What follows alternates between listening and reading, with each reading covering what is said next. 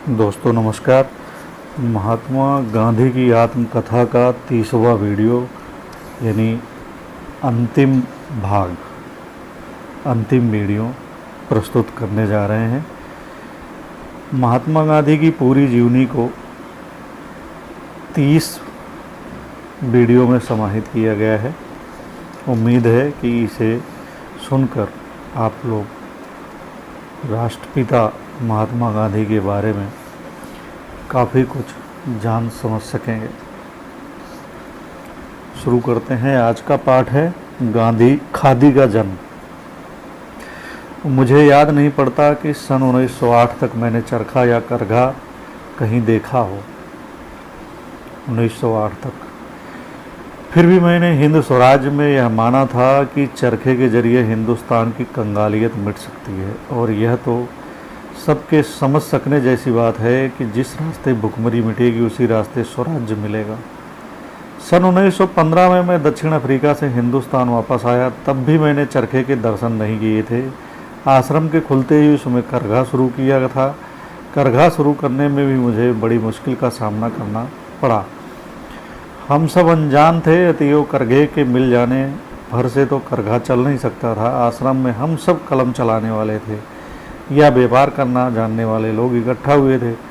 हम में कोई कारीगर नहीं था, इसलिए करघा प्राप्त करने के बाद बुनना सिखाने वाले की आवश्यकता पड़ी।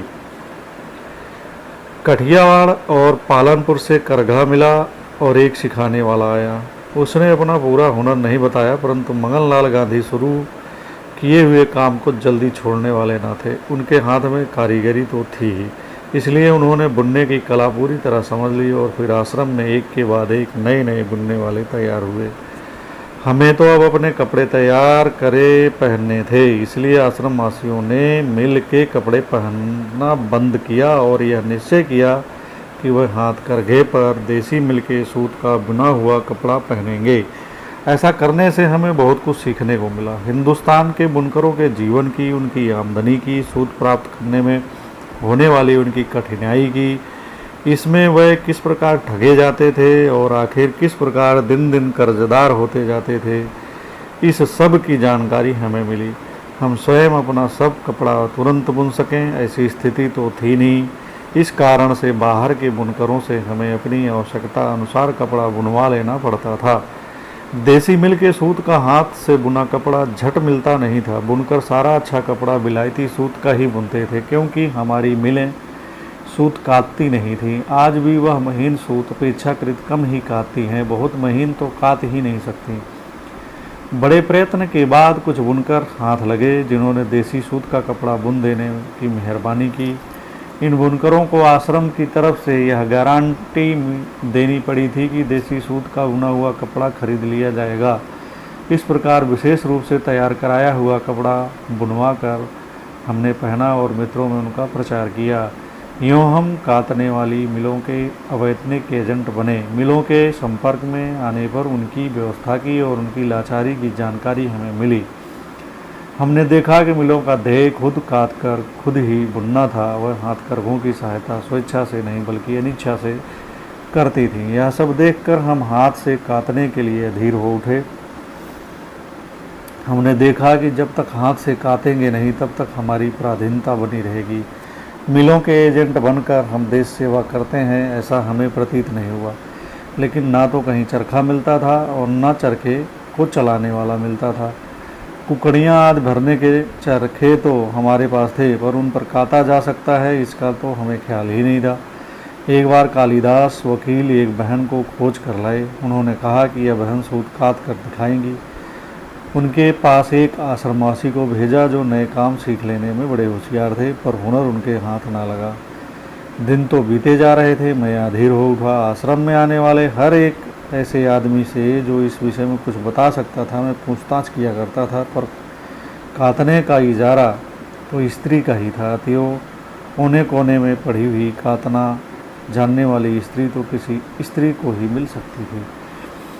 सन 1917 में मेरे गुजराती मित्र मुझे भड़ावच शिक्षा परिषद में घसीट ले गए। वहाँ महासाहसी विधवा बहन गंगाबाई मुझे मिली। वह पढ़ी लिखी अधिक नहीं थी, पर उनमें हिम्मत और समझदार साधारणता जितनी शिक्षित बहनों में होती है उससे अधिक थी। उन्होंने अपने जीवन में अस्पृश्यता की जड़ काट डाली थी। वह बेधड़क अंतजों में से मिलती और उनकी सेवा करती थी। उनके पास पैसा था, पर उनकी अपनी आवश्यकता बहुत कम थी। उनका शरीर कसा हुआ था और चाहे जहाँ अकेले जाने में उन्हें जरा भी झिझक नहीं होती थी। वह घोड़े की सवारी के लिए भी तैयार रहती थी। इन बहन का विशेष परिचय गोधरा के परिषद में प्राप्त हुआ। अपना दुख मैंने उनके सामने रखा और दमयंती जिस प्रकार नल की खोज में भटकी थी, उसी प्रकार चरखे की खोज में भटकने की प्रतिज्ञा करके उन्होंने मेरा बोझ हल्का कर दिया। चरखा मिला। गुजरात में अच्छी तरह भटक चुकने के बाद गायकवाड़ के बीजापुर गांव में गंगा बहन को चरखा मिला। वहां बहुत से कुटुंबों के पास चरखा था, जिसे उठाकर उन्होंने छत पर चढ़ा दिया था।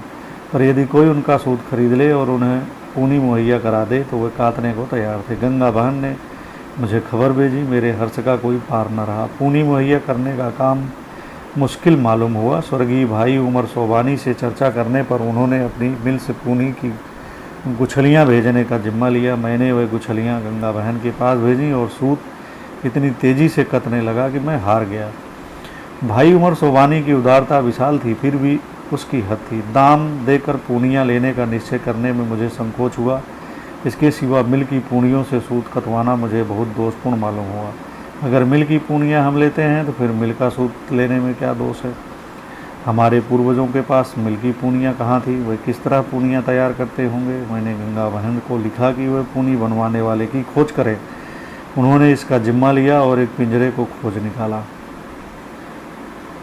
उसे 35 रुपये या इससे अधिक वेतन पर रखा गया। बालकों को पूनी बनाना सिखाया गया। मैंने रुई की भिक्षा मांगी। भाई यशवंत प्रसाद देसाई ने रुई की गांठें देने का जिम्मा लिया। गंगा बहन ने काम एकदम बढ़ा दिया। बुनकरों को लाकर बसाया और कटा हुआ सूत बनवाना शुरू किया।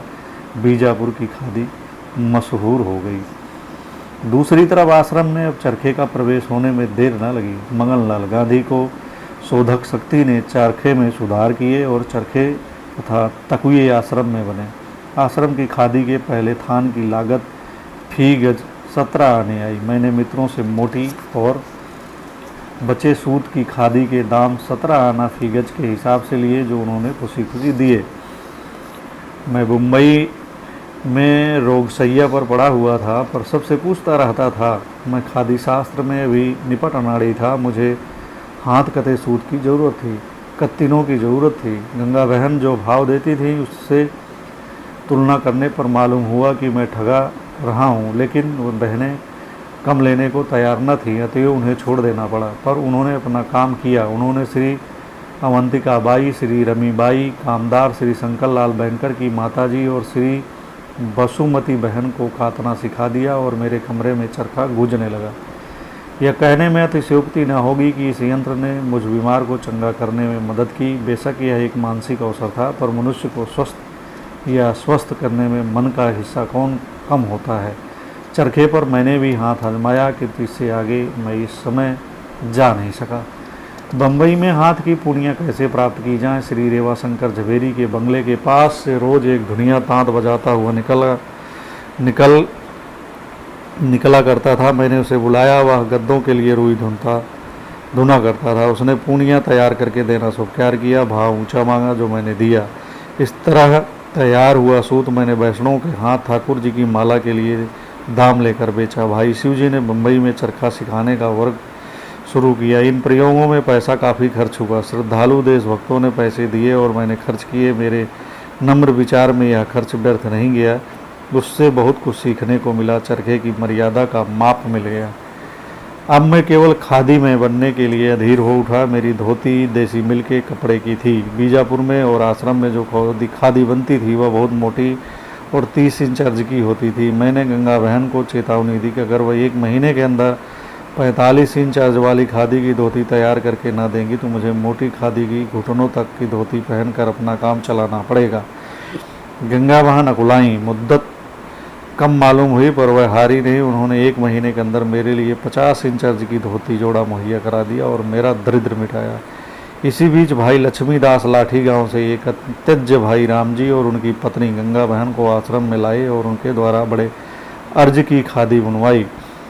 खादी प्रचार में इस दंपति का हिस्सा वैसा नहीं कहा जा सकता। उन्होंने गुजरात में और गुजरात के बाहर हाथ का सूत बुनने की कला दूसरों को सिखाई, किंतु निरक्षर संस्कारशील गंगा बहन जब करखा चलाती हैं तब उसमें इतनी लीन हो जाती हैं कि इधर उधर देखने या किसी के साथ बातचीत करने की फुर्सत भी अपने लिए नहीं रखती हैं। एक ज्ञान परक संवाद। जिस समय स्वदेशी के नाम से परिचित यह आंदोलन चलने लग गया, उस समय मिल मालिकों की ओर से मेरे पास काफ़ी टीकाएँ आने लगीं। भाई उमर सोबानी स्वयं एक होशियार मिल मालिक थे, अतः वे अपने ज्ञान का लाभ तो मुझे देते ही थे, पर दूसरों की राय की जानकारी भी मुझे देते रहते थे।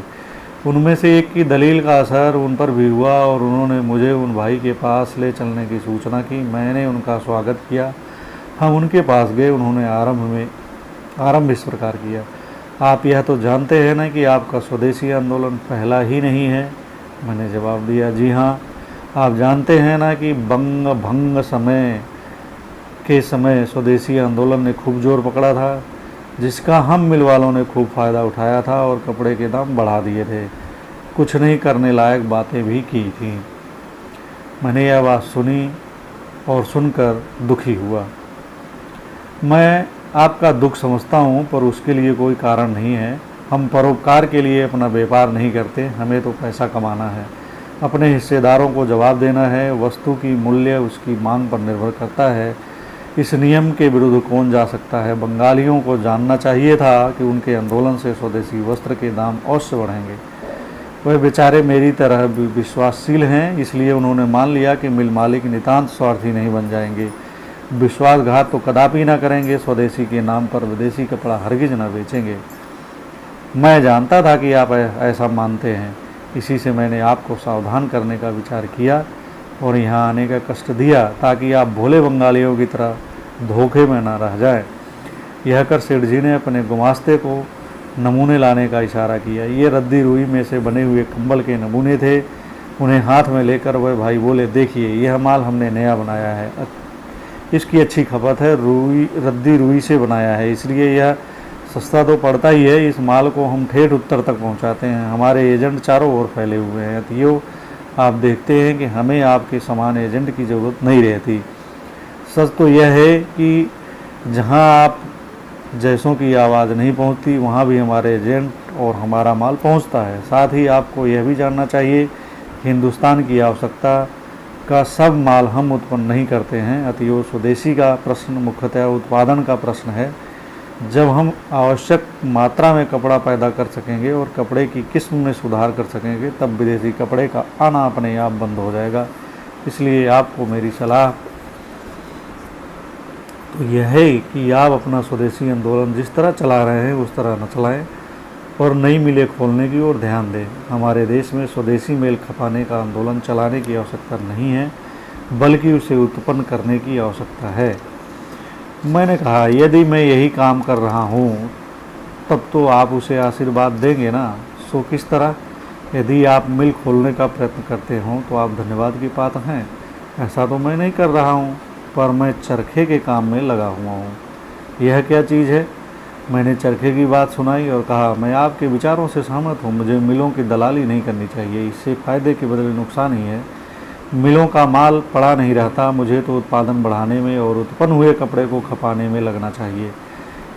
इस समय मैं उत्पादन के काम में ही लगा हूँ। इस प्रकार की स्वदेशी मेरा विश्वास है, क्योंकि उनके द्वारा हिंदुस्तान की भूखों मरने वाली अर्थ बेकार स्त्रियों को काम दिया जा सकता है।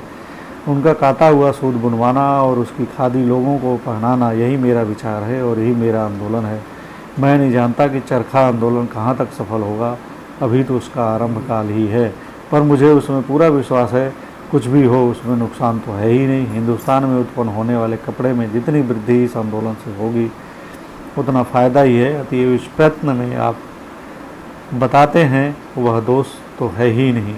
यदि आप इस रीति से आंदोलन चलाते हो तो मुझे कुछ नहीं कहना। हाँ, इस युग में चरखा चल सकता है या नहीं, यह एक अलग बात है। मैं तो आपकी सफलता ही चाहता हूँ। असहयोग का प्रभाव। खिलाफत के बारे में अली भाइयों का ज़बरदस्त आंदोलन तो चल ही रहा था। मरहूम मौलाना अब्दुल बारी वगैरह उलेमाओं के साथ इस विषय की खूब चर्चाएं हुई। इस बारे में विवेचन हुआ कि मुसलमान शांति को, अहिंसा को कहाँ तक पाल सकते हैं। आखिर यह तय हुआ कि अमुक हद तक युक्ति के रूप में उसका पालन करने में कोई ऐतराज़ नहीं किया जा सकता, और अगर किसी ने एक बार अहिंसा की प्रतिज्ञा की है तो वह उसे पालने के लिए बंधा हुआ है। आखिर खिलाफत परिषद में सहयोग का प्रस्ताव पेश हुआ और बड़ी चर्चा के बाद वह मंजूर हुआ। मुझे याद है कि एक बार इलाहाबाद में इसके लिए सारी रात सभा चलती रही थी। हाकिम साहब को शांति में सहयोग की शक्यता के विषय में शंका थी, किंतु उनकी शंका दूर करने पर वह उसमें सम्मिलित हुए और उनकी सहायता अमूल्य सिद्ध हुई। इसके बाद गुजरात में परिषद हुई, उसमें मैंने असहयोग का प्रस्ताव रखा।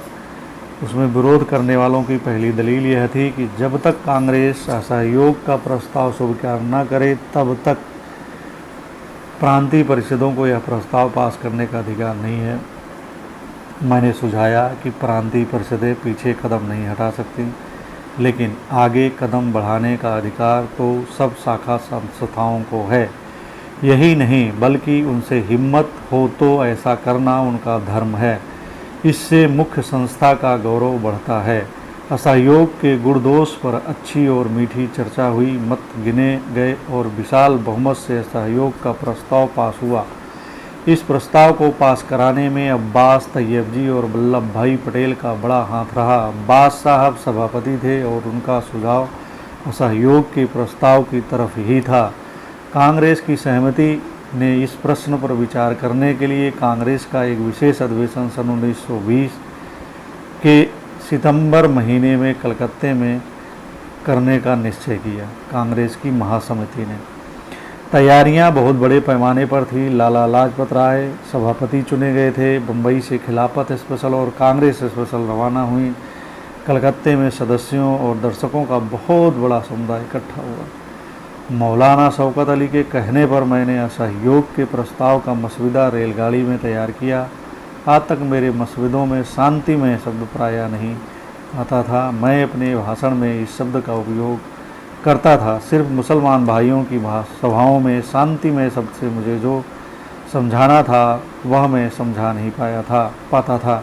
इसलिए मैंने मौलाना अबुल कलाम आज़ाद से दूसरा शब्द मांगा। उन्होंने बामन शब्द दिया और सहयोग के लिए तर्के मवालात शब्द सुझाया। इस तरह भी गुजराती में, हिंदी में, हिंदुस्तानी में सहयोग की भाषा मेरे दिमाग में बन रही थी कि इतने में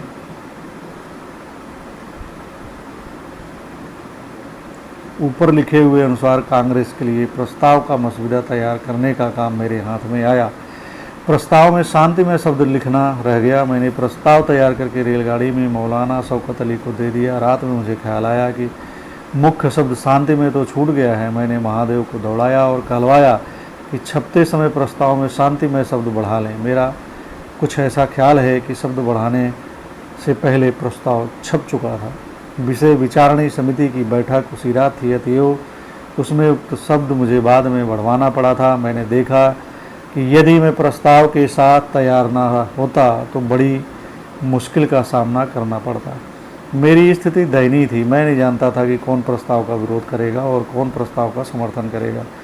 लाला जी के रुख के विषय में मैं कुछ जानता न था। तपे तपाए अनुभवी योद्धा कलकत्ते में उपस्थित हुए। विदुषी एन वेसेंट, पंडित मालवीय जी, श्री विजय राव भवाचार्य, पंडित मोतीलाल जी देशबंधु आदि उनमें थे। मेरे प्रस्ताव पर खिलाफत और पंजाब के अन्याय को ध्यान में रखकर ही असहयोग की बात कही गई थी, पर श्री विजया राघवाचार्य को इसमें कोई दिलचस्पी मालूम न हुई। उन्होंने कहा, यदि असहयोग ही करना है तो वह अमुक अन्याय के लिए ही क्यों किया जाए। स्वराज का अभाव बड़े से बड़ा अन्याय है, तो उसके लिए असहयोग किया जा सकता है। मोतीलाल भी स्वराज की मांग को प्रस्ताव में दाखिल कराना चाहते थे। मैंने तुरंत ही इस सूचना को स्वीकार कर लिया और प्रस्ताव में स्वराज की मांग भी सम्मिलित कर ली। विस्तृत, गंभीर और कुछ तीखी चर्चाओं के बाद असहयोग का प्रस्ताव पास हुआ। मोतीलाल जी उसमें सबसे पहले सम्मिलित हुए। मेरे साथ हुई उनकी मीठी चर्चा मुझे अभी तक याद है। उन्होंने कुछ शाब्दिक परिवर्तन सुझाए थे। जिन्हें मैंने स्वीकार कर लिया था। देशबंधु को मना लेने का बीड़ा उन्होंने उठाया था। देशबंधु का हृदय असहयोग के साथ था, पर उनकी बुद्धि उनसे कह रही थी कि असहयोग को जनता ग्रहण नहीं करेगी। देशबंधु और लालजी ने असहयोग के प्रस्ताव को पूरी तरह तो नागपुर में स्वीकार किया। इस विशेष अधिवेशन के अवसर पर लोकमान्य की अनुपस्थिति मेरे लिए बहुत दुखदायक सिद्ध हुई। आज भी मेरा मत है कि वे जीवित होते तो कलकत्ते की घटना का स्वागत करते, पर वैसा ना होता और वे विरोध करते तो भी मुझे वह अच्छा ही लगता। मुझे उससे कुछ सीखने को मिलता। उनके साथ मेरे मतभेद सदा ही रहे, पर वह सब मीठे रहे। उन्होंने मुझे हमेशा यह मानने का मौका दिया था कि हमारे बीच निकट का संबंध है। यह लिखते समय उनके स्वर्गवास का चित्र मेरे सामने खड़ा हो रहा है। मेरे साथी पटवर्धन ने आधी रात को मुझे टेलीफोन कर उनके अवसान का समाचार दिया था। उसी समय मैंने साथियों से कहा था, मेरे पास एक बड़ा सहारा था जो आज टूट गया। उस समय असहयोग का आंदोलन पूरे जोर शोर से चल रहा था। मैंने उनसे उत्साह और प्रेरणा पाने की आशा रखता था। अंत में जब असहयोग पूरी तरह मूर्तिमंत हुआ, तब उसके प्रति उनका रुख क्या रहा होता सो तो भगवान जाने, पर इतना मैं जानता हूँ कि राष्ट्र के इतिहास की उस महत्वपूर्ण घड़ी में उनकी उपस्थिति का अभाव सबको खटक रहा था। नागपुर में कांग्रेस के विशेष अधिवेशन में स्वीकृत असहयोग के प्रस्ताव को नागपुर में होने वाले वार्षिक अधिवेशन में बहाल रखना था। कलकत्ते की तरह नागपुर में भी असंख्य लोग इकट्ठे हुए थे। अभी तक प्रतिनिधियों की संख्या निश्चित नहीं हुई थी। अतएव जहाँ तक मुझे याद है, इस अधिवेशन में 14,000 प्रतिनिधि हाजिर हुए थे। लालजी के आग्रह से विद्यालयों संबंधी प्रस्ताव में मैंने एक छोटा सा परिवर्तन स्वीकार कर लिया था। देशबंधु ने भी कुछ परिवर्तन कराया था और अंत में शांतिमय असहयोग का प्रस्ताव सर्वसम्मति से पास हुआ था। इसी बैठक में महासभा के विधान का प्रस्ताव भी पास करना था। यह विधान मैंने कलकत्ते की विशेष बैठक में पेश किया था, इसलिए वह प्रकाशित हो गया था और उस पर चर्चा भी हो चुकी थी। श्री विजय राघवाचार्य इस बैठक के सभापति थे। विधान में विषय विचारणी समिति ने एक ही महत्व का परिवर्तन किया था। मैंने प्रतिनिधियों की संख्या 1500 मानी थी। विषय विचारणी समिति ने इसे बदलकर 6000 कर दिया। मैं मानता था कि यह कदम बिना सोचे विचारे उठाया गया है। इतने वर्षों के अनुभव के बाद भी मेरा यही ख्याल है। मैं इस कल्पना को बिल्कुल गलत मानता हूं कि बहुत से प्रतिनिधियों से काम अधिक अच्छा होता है अथवा जनतंत्र की अधिक रक्षा होती है। ये 1500 प्रतिनिधि उदार मन वाले, जनता के अधिकारों की रक्षा करने वाले और प्रामाणिक हों तो वह 6000 निरंकुश प्रतिनिधियों की अपेक्षा जनतंत्र की अधिक अच्छी रक्षा करेंगे। जनतंत्र की रक्षा के लिए जनता में स्वतंत्रता की, स्वाभिमान की और एकता की भावना होनी चाहिए और अच्छे तथा सच्चे प्रतिनिधियों को ही चुनने का आग्रह रहना चाहिए। किंतु संख्या के मोह में पड़ी हुई विषय विचारणी समिति 6000 से भी अधिक प्रतिनिधि चाहती थी, इसलिए 6000 पर मुश्किल से समझौता हुआ। कांग्रेस में स्वराज के ध्येय पर चर्चा हुई थी। विधान की धारा में साम्राज्य के भीतर अथवा उसके बाहर जैसा मिले वैसा स्वराज्य प्राप्त करने की बात थी। कांग्रेस में भी एक ऐसा पक्ष था जो साम्राज्य के अंदर रहकर हो स्वराज्य प्राप्त करना चाहता था। उस पक्ष का समर्थन पंडित मालवीय और मिस्टर जिन्ना ने किया था, पर उन्हें अधिक मत न मिल सके। विधान की एक धारा यह थी कि शांतिपूर्ण और सत्य रूप साधनों द्वारा ही हमें स्वराज प्राप्त करना चाहिए। इस शर्त का भी विरोध किया गया था, पर कांग्रेस ने उसे अस्वीकार किया और सारा विधान कांग्रेस में सुंदर चर्चा होने के बाद स्वीकृत हुआ। मेरा मत है कि यदि लोगों ने इस विधान पर प्रामाणिकता पूर्वक और उत्साहपूर्वक अमल किया होता तो उससे जनता को बड़ी शिक्षा मिलती। उसके अमल में स्वराज की सिद्धि समाई हुई थी, पर यह विषय यहाँ प्रस्तुत नहीं है। इसी सभा में हिंदू मुस्लिम एकता के बारे में, अस्पृश्यता निवारण के बारे में और खादी के बारे में भी प्रस्ताव पास हुए। कुछ समय से कांग्रेस के हिंदू सदस्यों ने अस्पृश्यता को मिटाने का भार अपने ऊपर लिया है और खादी के द्वारा कांग्रेस ने अपना संबंध हिंदुस्तान के नरकंकालों के साथ जोड़ा है। कांग्रेस ने खिलाफत के सवाल के सिलसिले में असहयोग का निश्चय करके हिंदू मुस्लिम एकता सिद्ध करने का एक महान प्रयास किया था। अब इन प्रकरणों को समाप्त करने का समय आप पहुंचा है।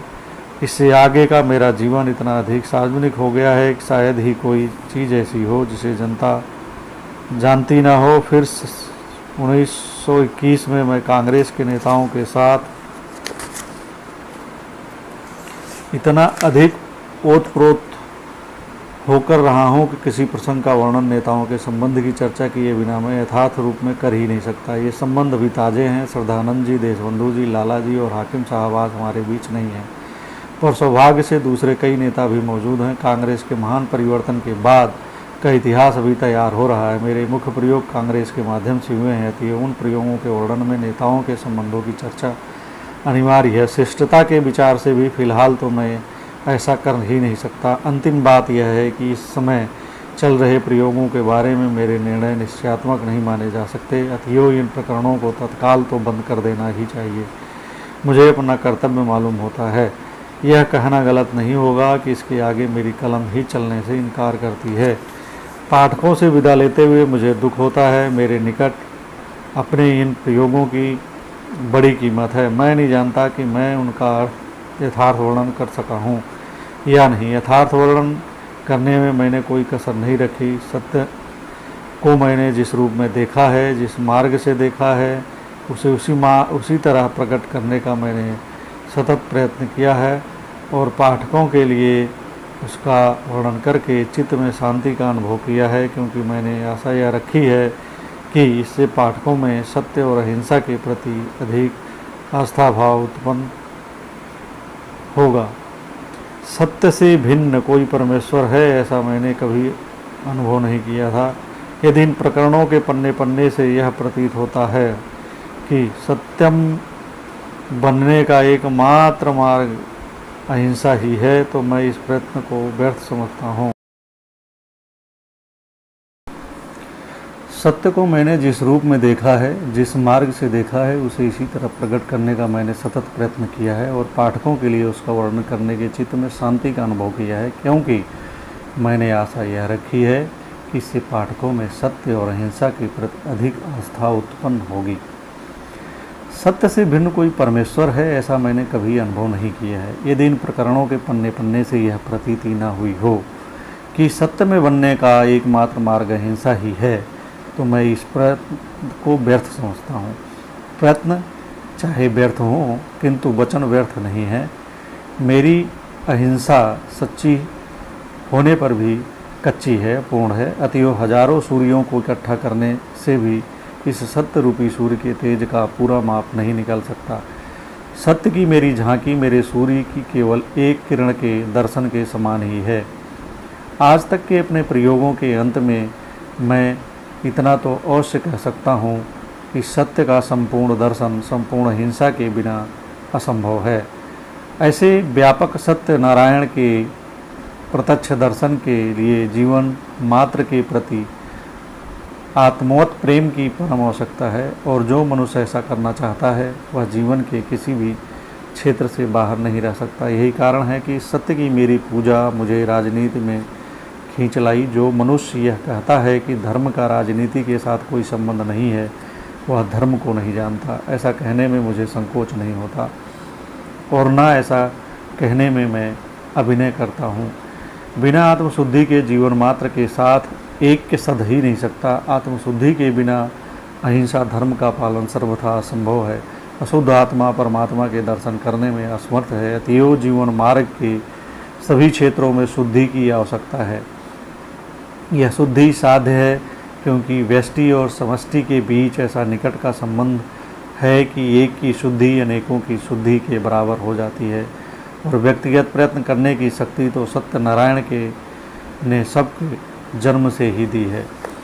लेकिन मैं प्रतिक्षण यह अनुभव करता हूँ कि शुद्धि का यह मार्ग विकट है। शुद्ध बनने का अर्थ है मन से, वचन से, कर्म से, काया से निर्विकार बनना, राग देशादि से रहित होना। इस निर्विकारता तक पहुँचने का प्रतिक्षण प्रयत्न करते हुए भी मैं पहुँच नहीं पाया हूँ। इसलिए लोगों की स्तुति मुझे भुलावे में नहीं डाल सकती, उल्टे यह स्तुति प्रायः तीव्र वेदना पहुँचाती है। मन के विकारों को जीतना संसार को शस्त्र युद्ध से जीतने की अपेक्षा मुझे अधिक कठिन मालूम होता है। हिंदुस्तान आने के बाद भी मैं अपने भीतर छुपे हुए विकारों को देख सका हूँ। शर्मिंदा हुआ हूँ किंतु हारा नहीं हूँ। सत्य के प्रयोग करते हुए मैंने आनंद लूटा है और आज भी लूट रहा हूँ, लेकिन मैं जानता हूँ कि अभी मुझे विकट मार्ग तय करना है। इसके लिए मुझे शून्यवत बनना है। मनुष्य जब तक स्वेच्छा से अपने को सबसे नीचे नहीं रखता तब तक उसे मुक्ति नहीं मिलती। अहिंसा नम्रता की पराकाष्ठा है और यह अनुभव सिद्ध बात है कि इस नम्रता के बिना मुक्ति कभी नहीं मिलती।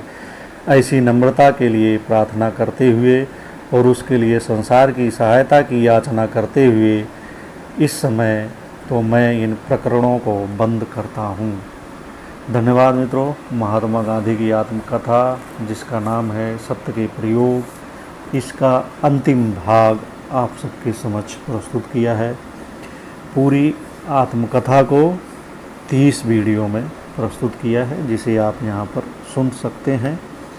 1 से लेकर 30 भागों में 30 वीडियो के माध्यम से आप पूरी जीवनी मोहनदास करमचंद गांधी यानी महात्मा गांधी यानी राष्ट्रपिता की जीवनी जो उन्होंने गुजराती में लिखी थी उसे आप हिंदी में सुन सकते हैं।